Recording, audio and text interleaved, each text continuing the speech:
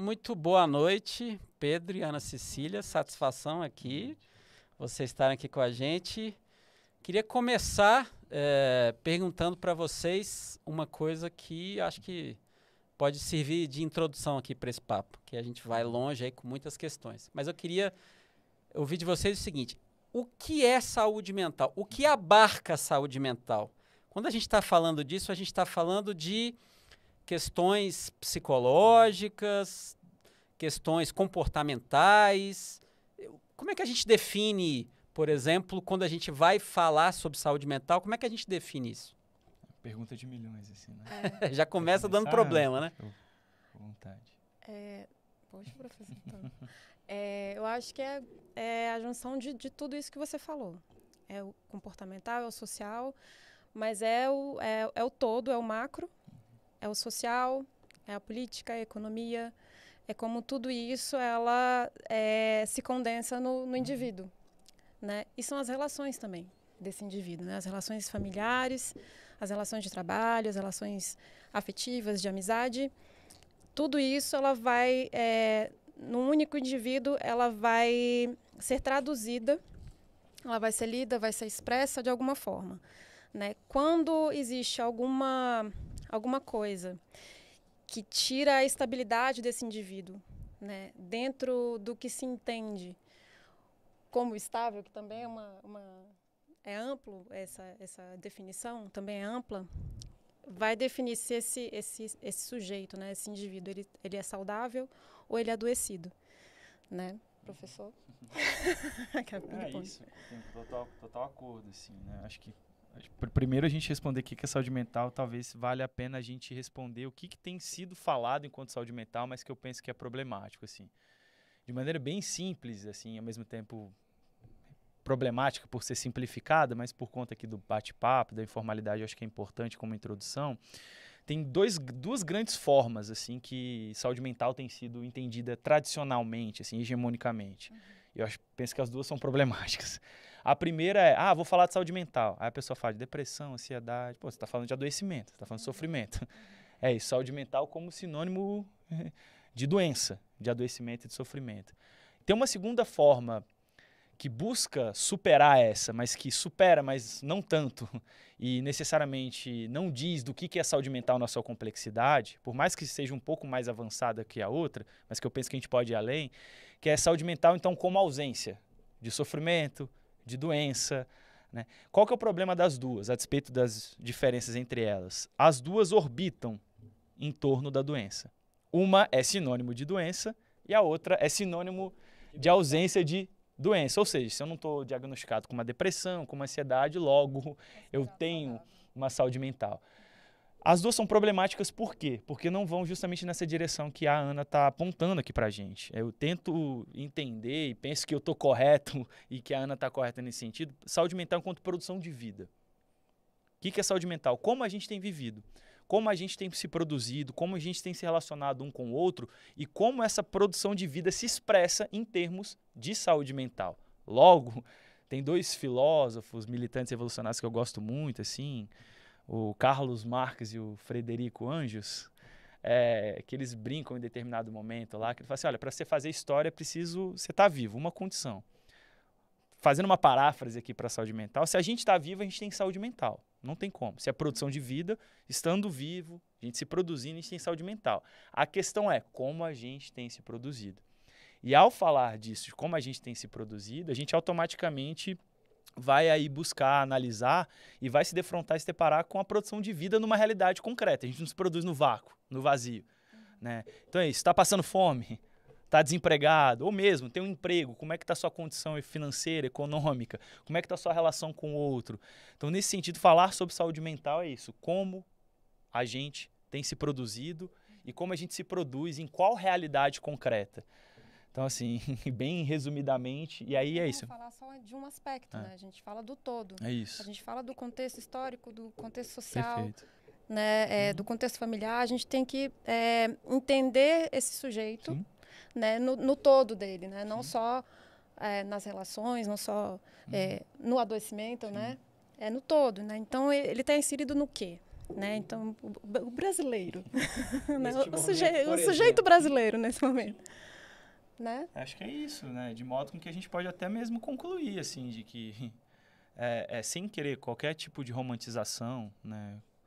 Com sofrimento, algo do tipo, que não tem nada de bom nisso, né? Mas quem não tá um pouco baqueado com o momento atual, assim, eu tenho sérias preocupações com essa pessoa. Quem fala assim, não, tá tudo bem, tô perfeito. De novo, não tô fazendo nenhum tipo de romantização, assim, né? Que eu acho que expressa muito disso, assim, dessa concepção de um ser humano enquanto uma totalidade múltipla, como é que ele se desenvolve numa realidade como um todo, e como é que isso deságua em termos de saúde mental, de uma saúde mental um pouco mais potente ou uma saúde mental um pouco mais combalida, né? Uma saúde mental um pouco mais precarizada, precária em decorrência de uma vida também mais precária, né? De uma vida mais faltosa, de uma vida mais limitada. Tem um psicólogo que eu gosto muito chamado Inácio Martim Baró, salvadorenho, inclusive foi morto no contexto de guerra civil de El Salvador em decorrência do seu trabalho na psicologia e de militância.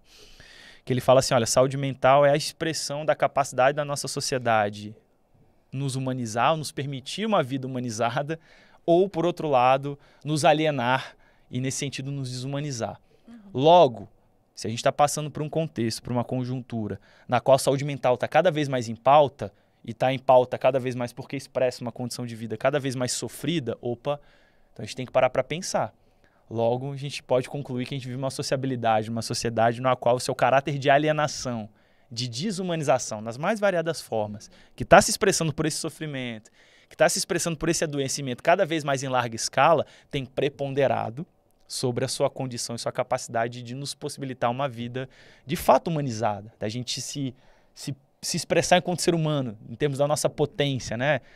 A gente estava brincando aqui no início de Minas, né? Aquela música do Clube da Esquina que eu gosto muito, né? Tudo o que podia ser, né?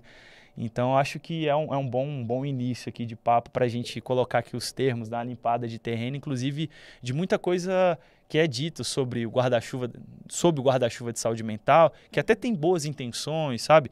Que até diz de um problema, de uma questão que é fundamental no presente, mas a forma que talvez é conduzido tenha consequências não tão boas e positivas quanto se pretende no discurso ou na aparência, assim, né? Não é só aquilo que a OMS diz, né? Sim. Vai muito além. Quando a gente fala de produção, é dentro de um contexto, de um modo de produção, né? Dentro do capitalismo. Quem somos nós? Né? O que a gente está produzindo? Ou deixando de produzir? A partir do momento que a gente deixa de produzir ou não alcança aquilo que é esperado, né? Será que a gente é considerado uma pessoa adoecida ou com saúde mental? Né? Talvez até numa lógica de que a sociedade, nesse formato, exige demais das pessoas em alguns momentos, diria na maioria das situações, né? Nos últimos tempos, e isso força com que a pessoa entenda que se ela não está produzindo, talvez na quantidade, no volume, na regularidade que se espera, ele sofre ele sofre com aquilo. Eu queria, acho que assim, entender um pouco mais, até porque assim, eu gosto muito do tema, mas não pesquisei muito. Eu até tento ler alguns textos, alguns livros, alguns artigos, mas não é algo que eu tenha me aprofundado. Que é, de fato, assim, como é que a sociedade lida com essa questão do sofrimento psíquico, né? E assim, a gente está passando por uma fase que a gente até brincou no título, né? Saúde mental no meio desse caos político e social, mas que não é só relacionado às eleições, né? Obviamente. As eleições talvez seja uma janela que a coisa se amplificou, ficou mais... recorte, né? Um recorte que está mais duro para muita gente, porque as pessoas estão com mais ansiedade, estão com mais tensões, talvez, não sei, mas é o que tudo indica. Mas se a gente parar para pensar, as últimas décadas tem aumentado aí um processo de esgotamento, de adoecimento, e, de alguma forma, a pandemia também foi, digamos, uma máquina de um triturador de boa analogia. Né, um processo de trituração das nossas subjetividades. E, inclusive, muita gente que ainda não saiu direito desse processo, ainda está trabalhando. E acho que também trabalhar essas questões é algo permanente, né? Mas, enfim, eu estou falando isso porque eu fico pensando assim, a sociedade talvez ela não estivesse, de fato, atenta e preparada para cuidar das pessoas diante de todas as questões que estão surgindo nas últimas décadas e nos últimos anos. Ou seja, a minha dúvida é, a sociedade se preparou, assim, a sociedade que eu digo aí, os pesquisadores, os acadêmicos, a sociedade de psicologia, de psicanálise, as terapias alternativas. Houve uma preparação para esse adoecimento que estava, de alguma forma, se apontando no horizonte ou não? Ou se tentou, mas também, enfim, nunca nada é suficiente? Porque às vezes eu tenho uma sensação de que a sociedade parece que foi pega de calça curta, sabe? Na pandemia, por exemplo. E a gente não teve como trabalhar isso. Assim, acho que não tem como se preparar para algo como uma pandemia, assim, que é um contexto de excepcionalidade já nos marcos de uma normalidade cada vez barbárica, assim, de normalização da barbárie. E concordo, assim, com você, assim, se a gente entender saúde mental nesse sentido, né, enquanto produção de vida, cara, a gente vai olhar aí para a realidade, vamos parar para fazer uma análise, inclusive nos marcos da nova república, da dita democracia brasileira. Né? Vamos pegar os dados, por exemplo, de homicídios anuais. O Brasil, hoje em dia, tem uma média de 50 mil pessoas mortas, assassinadas por ano, que é inclusive uma média superior a contextos de guerra formal. Ora, se não é um contexto de guerra. Vamos pegar aqui os dados de encarceramento, sobretudo da população, dos estratos mais pauperizados, mais pobres, da classe trabalhadora, que são majoritariamente negros, né? Absurdamente crescentes. Vamos pegar os dados sobretudo agora, a partir de 2016 para cá, né, que se intensificam de pauperização, de aumento da miséria. Cara, nesse sentido, se a gente entende saúde mental como produção de vida, esse crescimento do dito sofrimento psíquico é uma expressão de uma lógica de precarização e de piora objetiva da vida e que, obviamente, vai se expressar também em termos de uma piora subjetiva. Sim. Isso está se expressando no Brasil, mas no mundo como um todo. Eu acho que deveria ligar o nosso alerta no sentido de que, olha, por mais que isso se dê na nossa realidade brasileira, isso não é algo apenas do Brasil.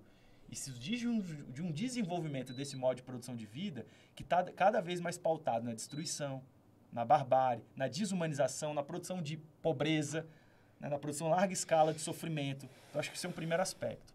E tem um segundo, que aí vai diretamente nisso que você está colocando, que é o que eu brinco, assim, de uma produção artificial de sofrimento. O que eu estou querendo dizer com isso? Assim? De que questões da vida, né, muitas delas até mesmo banais, ao invés de serem entendidas enquanto questões da vida, ou mesmo questões que não são banais, que são inaceitáveis, que dizem do caráter exploratório, opressivo, violento e desumanizador dessa sociedade, por mais que se expressem subjetivamente, serem lidos apenas como questões individuais e, portanto, nisso, de transtornos psíquicos, psicológicos, coisa do tipo. De novo, por mais que possa se expressar dessa forma. E aí, o que eu estou querendo dizer com isso? Que há, portanto, uma lógica que a gente chama de psicopatologização da vida, que diz também de uma faceta de uma produção desse sofrimento em larga escala, artificialmente, como uma estratégia de controle. E aí a psicologia, a psiquiatria, o campo psicanálise, são mestres em fazer isso. E ao fazer isso, justamente, né, descola essa concepção de saúde mental quanto produção de vida do chão concreto na qual ela se produz. Né? Trata ela como problema individual e desconsidera ela também enquanto uma expressão da questão social, enquanto algo que tem sua faceta, sua dimensão econômica, política. Então, assim, não necessariamente não estava preparado, mas tem historicamente, de maneira pelo menos tradicional e hegemônica, lido e entendido saúde mental dessa forma que a gente começou criticando, que tem como consequência justamente essas formas de agir reducionistas, que muito dizem ser de cuidado e de controle, mas que são, que dizem ser de cuidado, mas são de controle, de disciplinamento e coisas do tipo, assim, né? Ou seja, falta dizer para as pessoas também que quando elas estão passando por um sofrimento psíquico, seja ele qual for, que isso não é só culpa dela, individualmente. Tem que lembrar ela e o entorno dela e o coletivo que aquilo é resultado de um processo social mais amplo. Onde e quando ela é produzida? Sim. De que forma? né? Nunca é descolada, desconectada das relações, né? Das relações de trabalho, como eu falei anteriormente, né? As relações familiares. A gente adoece a partir dessas relações também, né? Sim. Nelas e a partir delas. Né? É onde surge também esse adoecimento. Mas a gente não pode, de forma nenhuma, somente fazer esse recorte. É só porque ela tem uma mãe narcisista. Não, mas né, o que mais que a gente sabe? Ela é mulher. O que é ser mulher hoje, dentro desse contexto histórico em que a gente está inserido? Né? O que é ser mulher dentro desse modo de produção precarizado? O que é ser psicóloga dentro desse... que a nossa profissão está muito precarizada, né? Atualmente a gente reabriu um sindicato por conta disso, né? As reclamações eram muitas, né? Não sei se o professor está a par disso. Reclamações de que tipo? Assim, dos profissionais, dos psicólogos? Dos psicólogos, né? Questões trabalhistas mesmo. Isso estava... que ganha 10 conto do plano de saúde por do plano de saúde, né? Nossa, entre outras coisas, né? Então a gente teve que reabrir o nosso sindicato, que tinha sido encerrado no início da década de 80, se eu não me engano. Então a gente ficou aí 40 anos sem sindicato, era o terceiro maior sindicato do DF. E agora a gente reabriu por conta dessa... Ficou quanto tempo sem? Quase 40 anos. Se foi encerrado no início da década de 80, imagina. Né? Mas é por isso, porque nós estávamos adoecendo. Né? Os cuidadores, como a gente fala, né? Cuidado de quem cuida. A gente estava adoecendo porque as nossas condições de trabalho estavam precarizadas, né?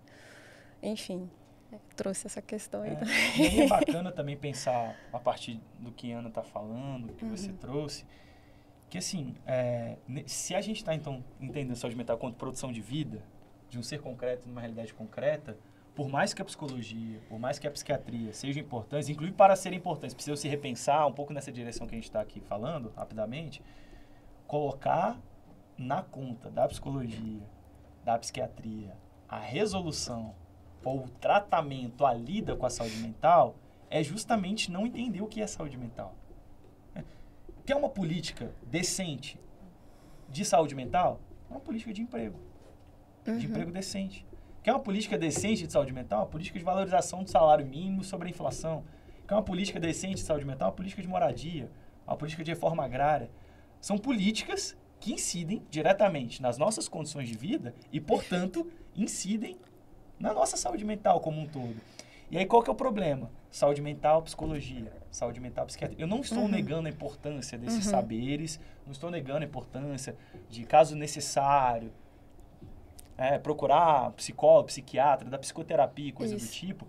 Mas justamente essa ideia de que a gente tem de que saúde mental é coisa de psicologia, saúde mental é coisa de psiquiatria, do campo psi como um todo, já diz justamente dessa concepção restrita, reducionista do que é saúde mental e, portanto, inclusive, a psicologia se utiliza disso de maneira corporativa para ganhar cliente. Inclusive, isso é uma contradição que a psicologia e a psiquiatria têm que ter. É uma contradição inerente da nossa profissão, que é quanto pior a situação, quanto pior a condição de vida, melhor para a psicologia. Para a psicologia. Melhor para a psiquiatria. Isso é algo que as pessoas não param para pensar. Se a gente está falando muito de saúde mental... É campo fértil. É porque o negócio não está bom. Né? Mas, ao mesmo tempo, por mais que se utilize corporativamente disso, é muito perverso com as próprias profissões. Porque coloca na conta da gente algo que é impossível de ser resolvido pela psicologia, pela psiquiatria. Apenas, né? Sim, claro. Posso dar um exemplo? Claro. No último mês, eu estava até comentando com o Pedro. Pedro agora, né? Mais professor não. Para que você No último mês, eu recebi 3 demandas de escolas diferentes. Ou seja, 3 demandas escolares, e eu não sou psicóloga escolar nem educacional, né? E eram 2 escolas da Secretaria de Educação, 2 escolas públicas e uma particular. Chegaram também de formas diferentes, né? Através de professores ou de mãe de aluno. As demandas são as seguintes: aumento nos casos de bullying dentro da escola, aumento dos casos de automutilação das crianças e adolescentes, aumento dos casos de autoextermínio, aumento das crises de depressão, de crise de ansiedade. Me foi relatado também, inclusive, por uma professora, uma perda pedagógica, né, dessas crianças, desses adolescentes, e uma falta de perspectiva de futuro. Né? E o professor Pedro me trouxe também assim, a universidade não está muito diferente disso, não. Se a gente para pensar que a escola ela é um reflexo, né? Ela produz e reproduz o social, né? A sociedade como um todo.